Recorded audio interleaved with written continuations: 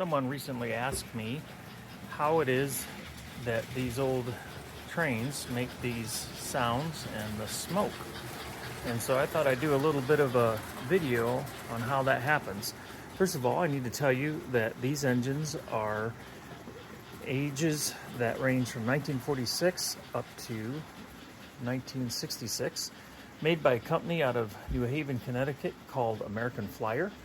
And the owner was A.C. Gilbert, and he also made something called the Erector set. He made chemistry sets, he made microscopes, he made all kinds of different interesting gadgets that were pretty educational, and electric trains were part of that. He also made small appliances, but I digress.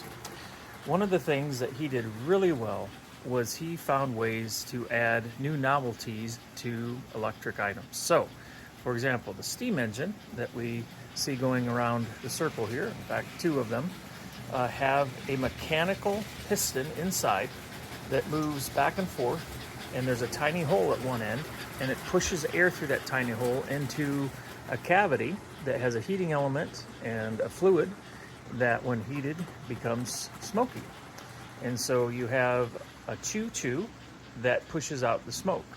So they call that smoking choo-choo, part of the engine. And so in 1946, you could have a train that had smoke coming out of it and a choo-choo sound, and it was all mechanical. This is long before digital. And I'll show you a little bit about what that looks like. So here is a engine chassis, steam engine chassis, that has a couple of things that I just mentioned. And I thought I'd show you this while it's apart so that you can get a better idea of what I'm talking about. So this is a choo-choo with a smoke generator all in one unit. And this round part here at the back is where the piston went through. And you can see there's a hole at the back or the bottom or the top or the end, however you want to say it, that lets that little bit of air that I was talking about, and it goes through this opening. You can see that's the back of the cylinder for the piston. And then there's another hole right there that lets it into the smoke generator.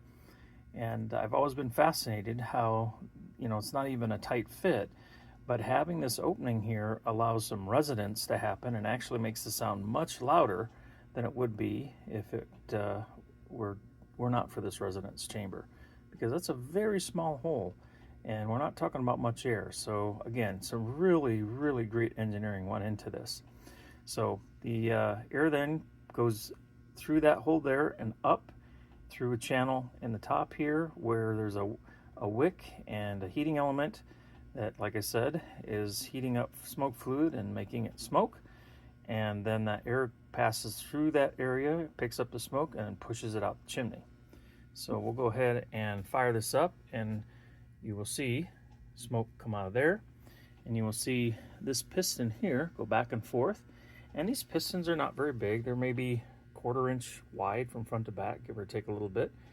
And you can see there's a cam that's connected to the end of a worm gear armature that spins both the drive wheel and the cam. Of course, this is what causes the piston to go back and forth. So here we go.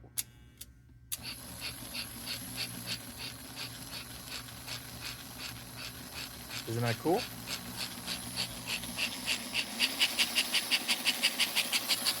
And pretty quickly, you can get a lot of smoke.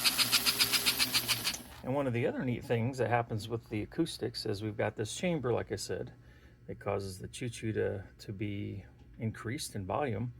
And then oftentimes, especially in these older versions, the shell is metal and it's kind of a bit of a cavern. So you get this amplification of the sound. So you get a nice staccato choo-choo, and pretty cool technology for 1940s to early 1960s. There you have it, American Flyer. One of the great things about this scale and about this hobby.